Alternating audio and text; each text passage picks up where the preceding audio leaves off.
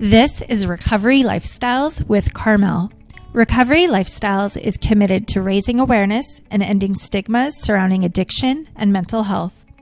On today's show, I'll be chatting with Jen Elizabeth, who is a devoted wife and mother to two amazing children. She has dedicated her second chance to life to addiction recovery and healing from childhood traumas. Jen chooses to share her story, the wreckage and reckoning, as a way to keep the light on for anyone who is suffering under the darkness of silence. Jen is also a recognized recovery speaker, writer, and blogger living in Southern California. Hey Jen, how's it going? Good. How are you? Good. So awesome. Yeah. So we had 4 earthquakes and then the power went out and I'm like, oh God, I'm trying today to not go to the store and buy all the canned goods and prepare for the apocalypse. Sorry. Buy a bunch of water. I'm like, honey, we're not even prepared for like anything. We should start storing water. He's like, oh my God, help us. But it's freaky. Yeah, well, I mean, all the way here in Canada, it feels like the apocalypse as well without earthquakes. We've had like literally, it's been 3 weeks straight of dark and rain. It just rains and rains and it's always dark. So it feels that way, but I can't imagine, like, I was watching on Twitter and I can't imagine like, swaying with the earth. What does that feel like? It feels cool, actually. I really like earthquakes, but I've never been in the center where like you're having to hide your children under a table. That would be horrifying. Yeah. Yeah, I could not. That's not fun. But, you know, like where we live, you know, we'll feel them and you'll feel like, and your lights will be moving and it's pretty cool. But the electricity going out was not cool because I'm like, I watch Stranger Things. I'm like an obsessed, you know, I'm a fan big time. So they just came out with their new season. So we were watching Stranger Things and then my, you know, like an hour later, my power goes out. I go, my God, it's the Upside Down. I've actually never watched Stranger Things. Oh my, who are you? Come on. I have an overactive imagination and I probably wouldn't be able to sleep if I watched something like that. It's so great because it's like film. It's supposed to be in the 80s, you know, like the late 80s. And so the music, all the clothing, the whole like behavior reminds me of like when I grew up. So it's cool. I love it. I love the music and yeah, it's super freaking scary, but it's super good. Yeah. I mean, I ventured out and watched a few Black Mirror. There's some really good ones. Like there's so many. Yeah, like with all the technology and the super advanced technology and like how modern it is. I love that. I have to be careful because like, you know, I'm an ex-tweaker a little bit. So I mean, if I get too crazy, I'll start thinking like the whole Illuminati stuff. Like that stuff is kind of real. And like, I'm like the government. So I'll be wearing a tinfoil hat in 2 hours. So be careful. I'll be like, they can see me. They know. I mean, you know, isn't it weird? Like I'll literally be like on Pinterest or Google and I'll look up something. And then all of a sudden I go on Instagram and my feed, there's an advertisement. I'm like, dude, they're watching me. Yeah, well, they are. It's freaky. Yeah. So I was just thinking, you know, and actually something that was really on my mind the last couple days, and this might take us off in another direction, but you know, we can do this many times.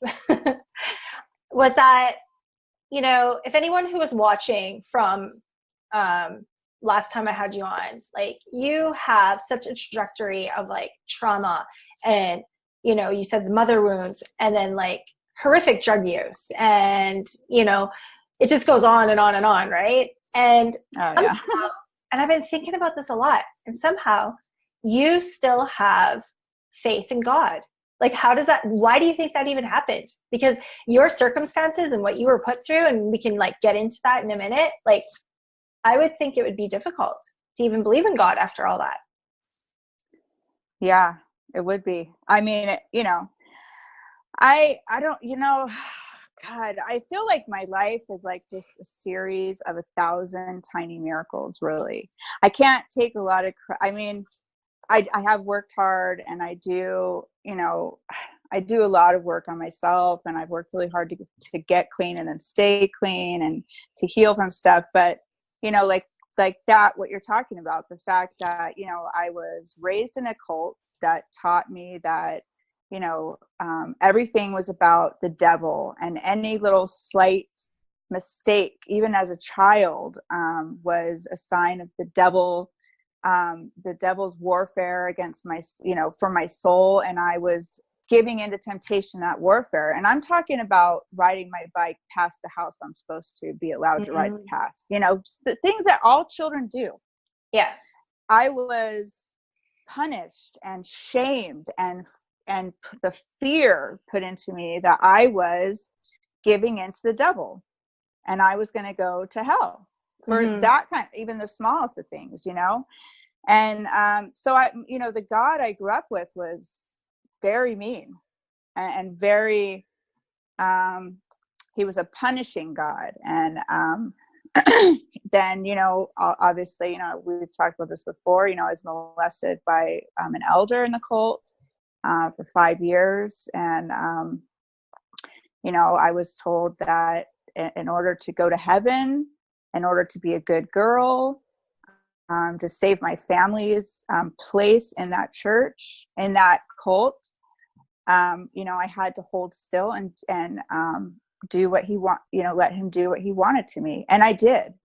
Yeah. And I believed him, and I held still, and I never said anything. And I felt special, because this man was supposed to be closer to God than I would ever be, because he was, it was all just very sick and very distorted. And, I read something one time that said, don't stop believing in God because of what a liar has taught you about him.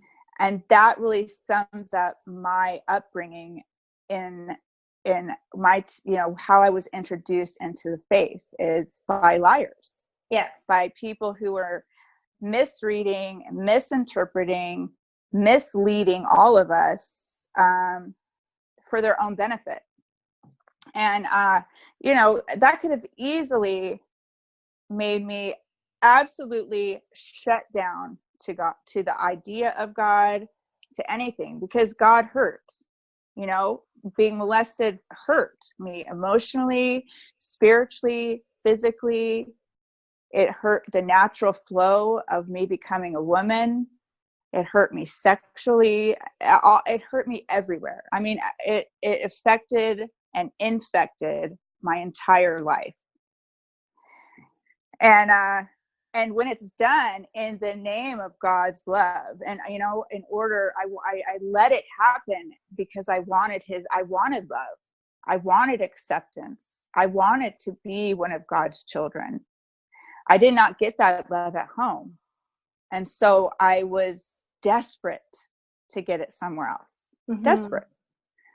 And, there was times later on in life throughout my addiction that I never stopped having faith in God, but I believed that he could not possibly love me with my behavior. Wow. And so I always loved him. And I've always known that what happened to me as a child was not of God, that it was of man. And so it wasn't that I lost my faith, it's that I lost my belief that I was anywhere near good enough for God's love, because I was a heroin addict, I was a meth addict, I was a million things. Everything that I was, everything that I felt, defined me, was filthy. So I thought, there's no way that God would love me. There's no way.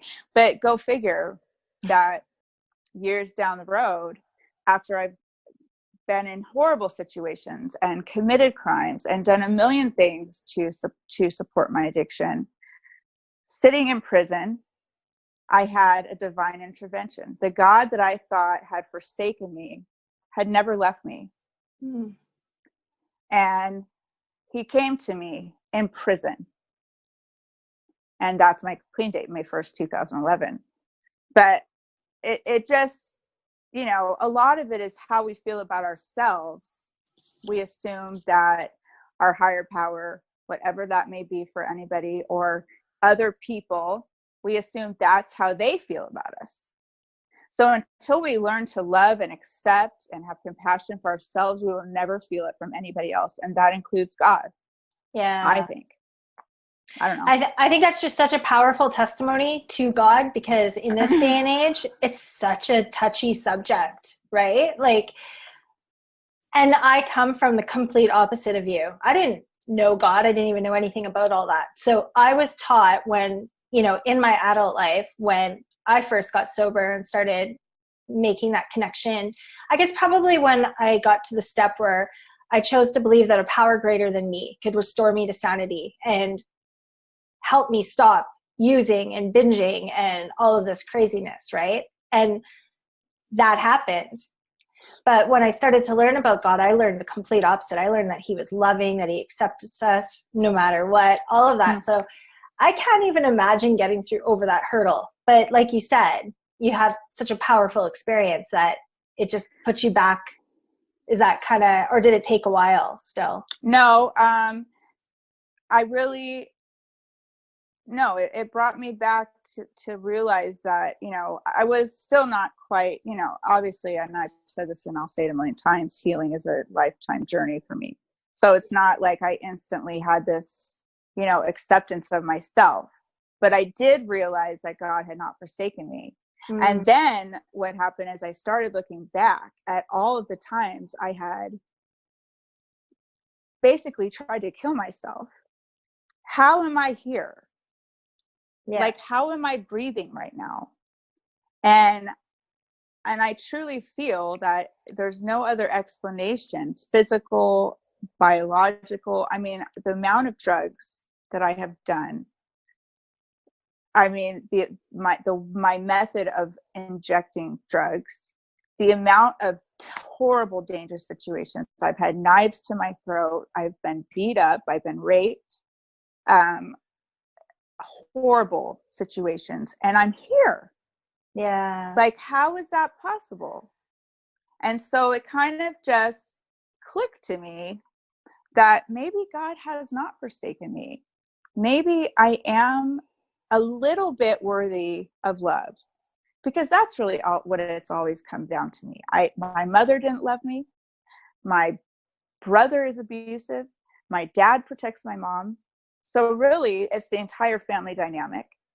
The church I grew up in was female oppressed. I was molested by my I don't even want to call him a pastor, by the elder. Then I grew up to abuse myself, you know, be around abusive people. So really all I've ever wanted was to be loved. But what I was missing is that really what I've always needed was to learn to love myself. Yeah, because until you learn to love yourself, you never feel, like they say, you know, people can only meet you as far as they've met themselves. So like, I mean, if I am so disconnected to myself, I don't feel any connection to anybody else or from anybody else, if that makes sense. No, it does make sense to me. Yeah. We're just completely, they say, you know, the opposite of addiction is connection. I mean, I was so disconnected, you know, from, you don't have to be, you know, I think my ability and my tool that I developed as a small child to disconnect from my body, to escape reality, to avoid pain, it doesn't necessarily, I don't think it started with the sexual abuse. It started with my mom. It started with the chaos in my house and absolutely tiptoeing around and just trying to follow her footsteps and just wanting her to hug me. And she just couldn't. And wanting her to live, and she just kept trying to kill herself. And so what I did is, you know, in order to survive that pain, I would just disconnect. It was too much. It was too painful. And so that disconnect has carried on for so long. And then, you know, drugs clearly helped me disconnect quite a lot easier. You know, that's like an instant disconnect. Totally, right? That was like, oh, relief. Yeah, I don't even have to work at this. Boom. I just, you know, now none of it matters. And as soon as the memories started coming up and the feelings, that just meant it's time to get loaded again. That just means something's wearing off.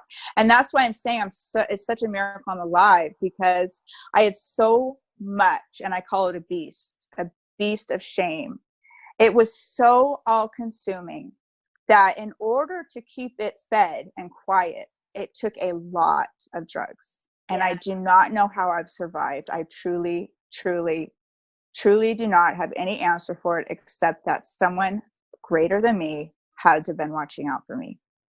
And I want to point 100%. And I want to point something out real quick when we're talking about shame, because a lot of times people think like shame is like, oh, the negative, right? It's embarrassing. It's, oh, you know, that disgusting feeling. But it actually is that, but it's also when you're being seen. Someone acknowledges you.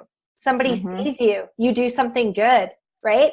When we come from situations, and like you have come from, the shame is also when we're being seen or do something good. It's shameful. So I get it, right? Like, it doesn't matter what you're doing or how you're reacting because of what happened in your childhood and how you were treated by the one person that is supposed to love you unconditionally.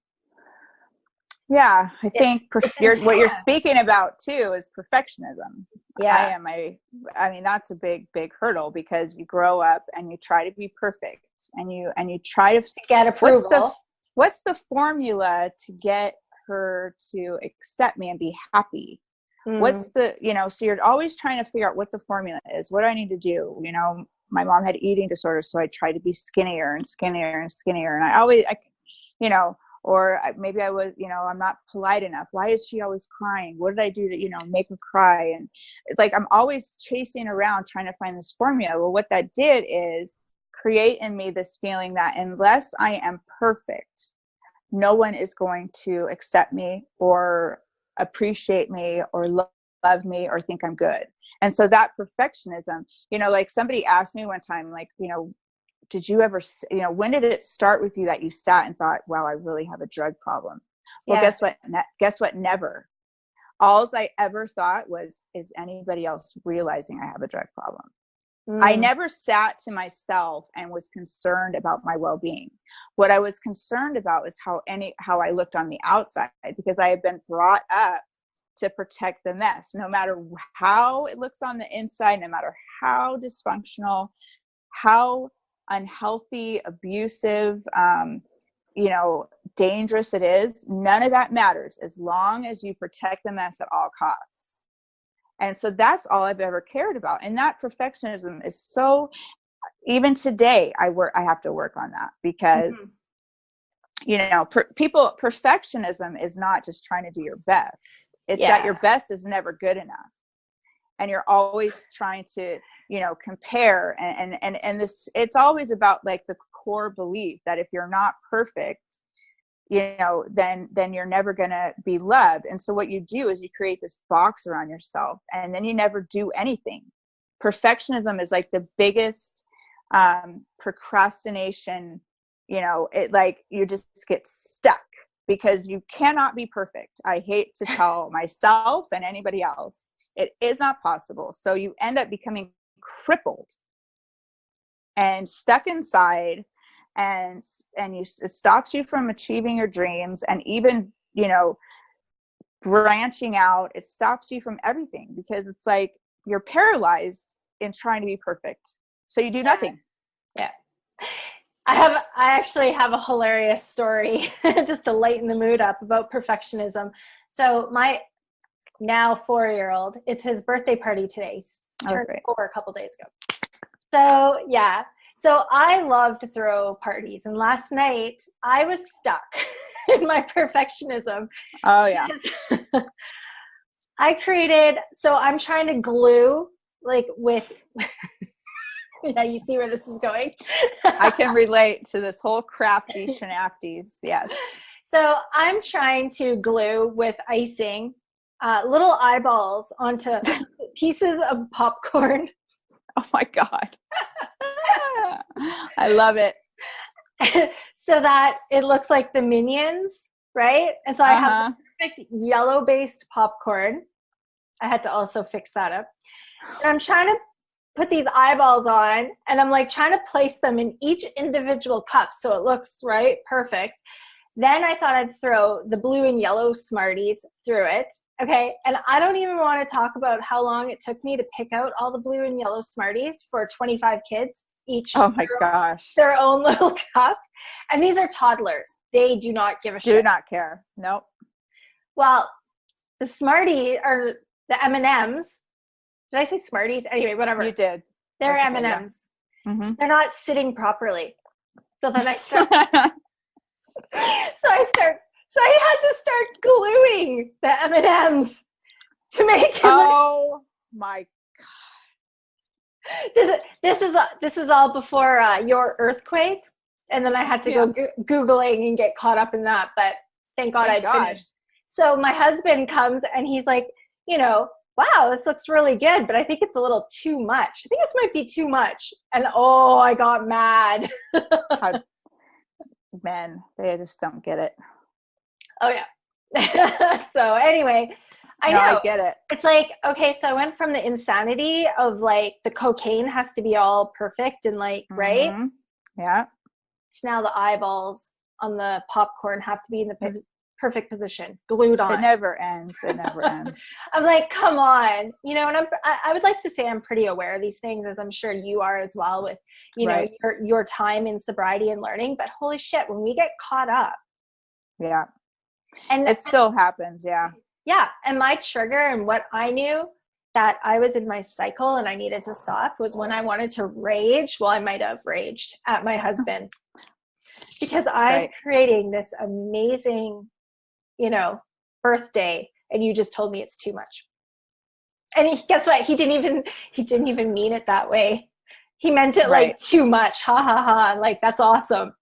But I didn't take it that way. No, right. Of course not. So so for when you're caught up in the cycles, is it easier to identify, like, do you get to rage and then go, oh, what's that like for you?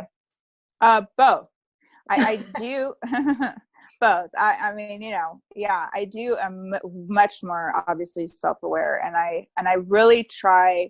For one thing, I try to assess my motives before I even start a project, before I start writing an article, before I do a post, before I, speak to somebody or whatever. I try to assess my motives, because where am I coming from? Where is it? A place in my heart?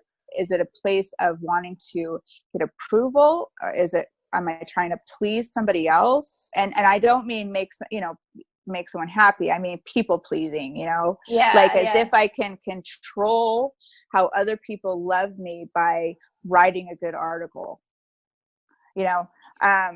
so like, when most people don't even get through the first page. Most people don't read. Okay. But I'm assuming every motherfucker is going to read this. and if it is not a completely, jaw to the floor, inspiring, if people are not crying, then I have failed. That is so backwards, Yeah. So I definitely try to, I do my best to assess before I even start a project, because otherwise, if I do not do that and I get started on a project, which does happen, then I will rage. Yeah. Then I will, once I'm caught in that spin and that mindset on a project or on my house, that's a big one for me. How my house looks, or if we're getting ready to go to a party, if my children look cute, stuff like that image stuff, I just have to, I start to sweat, and I start to get, and it ruins my time. Totally. It ruins how I feel. I'm late to stuff if I do that. Because it's not good enough. Nobody looks good enough. You can't get out the door. Right. And so I'm late. And then once I get there or whatever, or once I've sent the article or whatever, it's like, oh my God, what a bunch. I just wasted all that time for nothing. Nobody cares. Yeah. I mean, nobody cares if you're, my kids, as soon as they get somewhere, they're playing and having fun. I'm like, God, that was so ridiculous. And their hair's all messy anyway. Why? Yeah. So yeah, I do definitely try, to assess myself before I start anything. For And sure. then if I don't, yeah, I definitely will get caught up, and then I'm aware, and then I look at it and I go, it's my perfectionism. It's totally it. And a perfectionism, people make jokes about that. It's kind of like people joke about OCD, but it's really not funny. Yeah. People that really have OCD, or people that really do battle the beast of perfectionism, it's not funny. Yeah. It actually is debilitating. Mm-hmm. You Yeah. know? Yeah. And, in the next show, we're going to talk about the mother wound and how this all connects. But Oh, yeah. before we get there, if there's anybody who, I think the two things that we really talked about, we started to lead into it, is if there is a real struggle with that disbelief that there could be a higher power that could help you, what do you want to say Mm-hmm. to that person?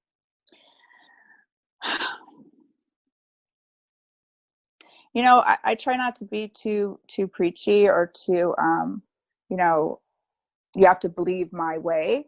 Mm-hmm. But I think that if you really take a look at your life, and whatever it is that you have been through, and see that here you are today watching this podcast, or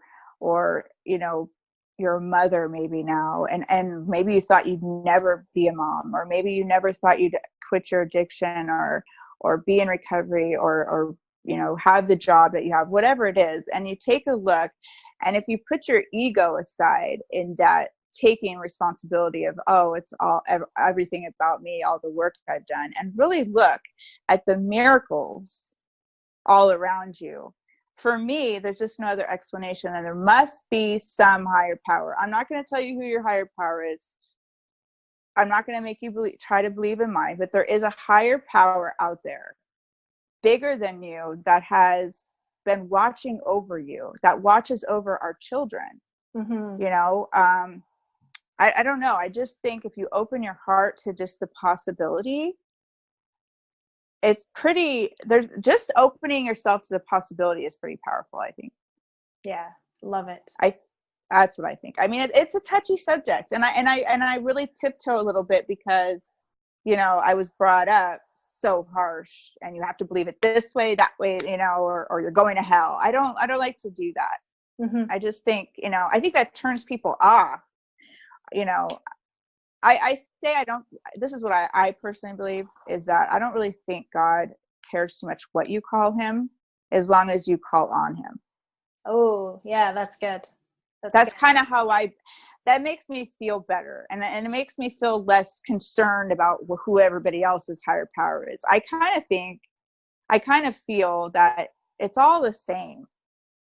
I mean, most organized religions or faiths or whatever, they're just little variations, but it's all the same. I think it matters less, what you call him, as long as you call and have faith in him, period. Love it. No, I think that sums it up. So Jen, thank you so much for taking the time and being here with me again today. And I just really look forward to the next show, because we're going to get into something that's really passionate, that we both are very passionate about, and we feel that can help several. So thanks again, Jen. Thank you for having me.